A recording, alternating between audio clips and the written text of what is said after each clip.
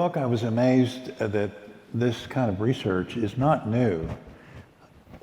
Back in the 50s, thousands and thousands of people were getting help from, alcoholics were getting help with LSD. And even the founder of AA made his breakthrough on LSD. And there were hundreds of clinical papers. Yeah.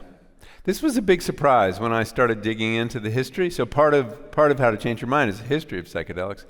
And I assumed that the psychedelic phenomenon was a product of the 1960s, and that the word psychedelic was such a 60s word. But in fact, it was a 50s phenomenon, and that long before Timothy Leary, there had been this very fertile period of research where LSD in particular, and psilocybin to some extent, was being used in psychiatry.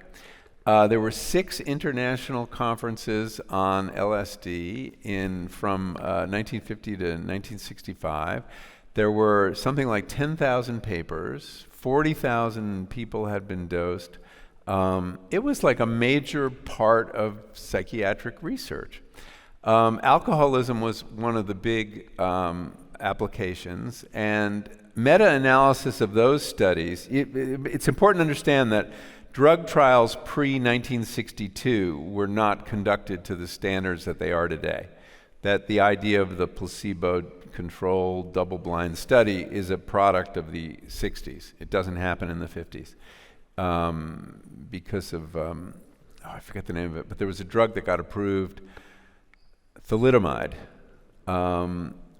got approved, and it turned out to be, it was a tranquilizer given to pregnant women, and it led to birth defects. And so they revamped drug testing. So anyway, in the 50s, it was a little looser, but somebody went through and did a meta-analysis on all the studies of alcoholism and LSD and found they were getting about 50% success getting people off of alcohol, and that's better than anything else out there.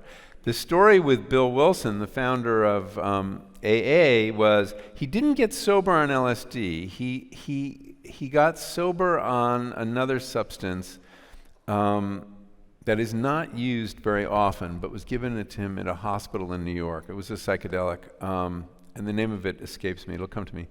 But after he got sober, he started doing LSD therapy. It was pretty common, especially in LA, in the 50s.